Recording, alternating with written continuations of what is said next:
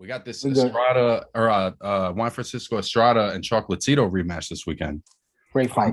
What'd you think about that one? I'm excited about this one. That's gonna be the fight that we expected from Oscar Valdez and Burchell. That's gonna be our Barrera Morales fight right there. That is a great fight. I think fight of the year. Fight of the year. That style matchup between them two is fireworks. It's gonna be an awesome fight, and I can't wait. I'm a big Chocolatito fan. I love Chocolatito, and this kid, I got to watch him in Madison Square Garden on the Triple G undercard, and he's amazing.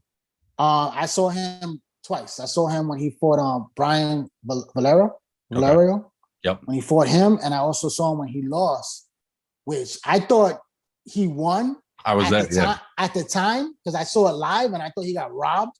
Yeah. But then I rewatched it on TV and I really analyzed and studied the fight and everything. He lost that fight. Really? That first fight. Yeah, I thought he lost that first fight. I don't know. I thought he won when I saw it live. When I saw it live, I was like, what the fuck? I was like, they robbed him. Yeah. But then when I rewatched it and I really analyzed it, I thought he lost the fight. I think, let me tell you something. Chocolatito, he's a great fighter, one of the greatest small middle fighters, little fighters in boxing, but he doesn't belong at 115. And I've said this so many times because I thought he looked bad against Carlos Cuadras. I thought he lost that fight. That was a rough fight. I thought he lost that. I said he lost that fight. I thought Cuadras won that fight, and I said this kid doesn't belong at 115 pounds. Yeah. And when he fought, the kid from Thailand and everything, was it Runvisa? Yeah, so Runvisa. This guy fucking destroyed them in that second fight. I was like, holy shit. Yeah.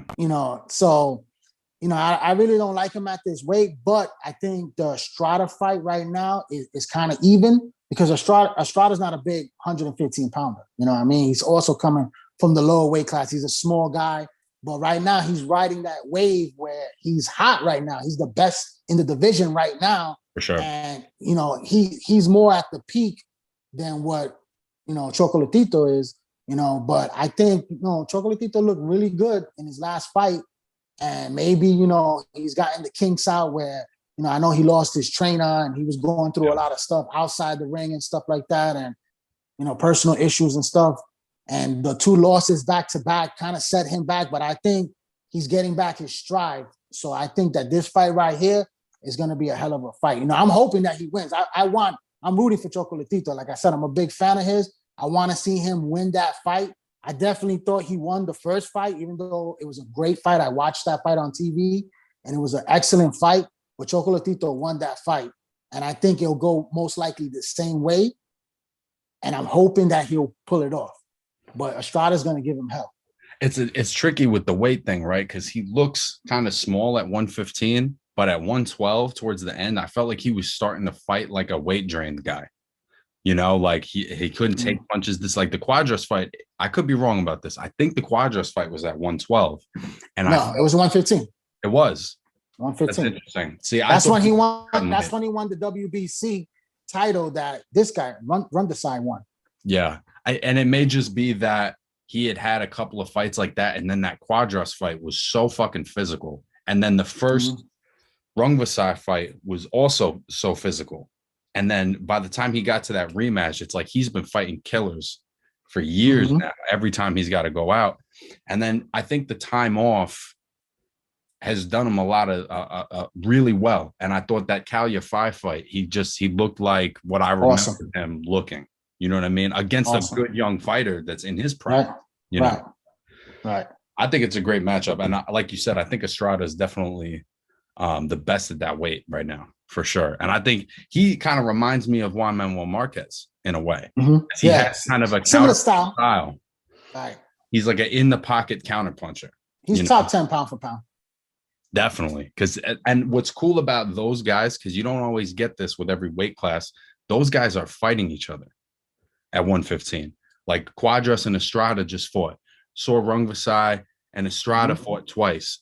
Chocolatito and Estrada are about to do like these guys are fighting each other. And but they don't have a lot of involvement with big promoters. You know what I mean? So a lot of these guys, these little guys, they don't have people to fight. You know, they'll go overseas and they'll fight, you know, in Japan, you know, in Europe, they'll fight in Mexico and stuff like that. So if you watch a lot of the lower weight classes, like the 105, 108, 112, 115, these guys are all fighting each other. Like, if you look at their resume, these guys are multiple world champions. They're all fighting each other. It's like a huge tournament because there's other guys other than the big names that you watch that are fighting each other as well. You know what I mean? And you'd be like, oh, this guy was a champion. He was a champion. This other guy was a champion. Same at bantamweight, you know, with the World Boxing Super Series and Noye and Donaire fighting each other. I think you're right because they're not as mixed up with big promoters. There's not as many hurdles to making the big fights. It's not a lot of money.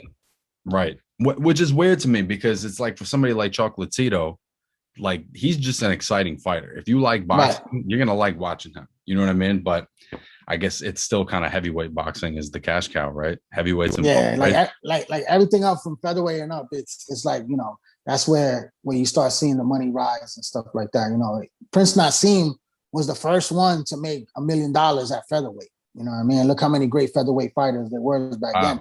Wilfredo Gomez was awesome back then. Azuma Nelson was awesome back then. You know, these were great fighters. You know, Willie Pap, all of them. And then to think Prince Nassim, who was a ticket seller, was the one to really make, you know, $1 million and really blow up the featherweight division. He was the first. That's a crazy little fact. I actually didn't know that.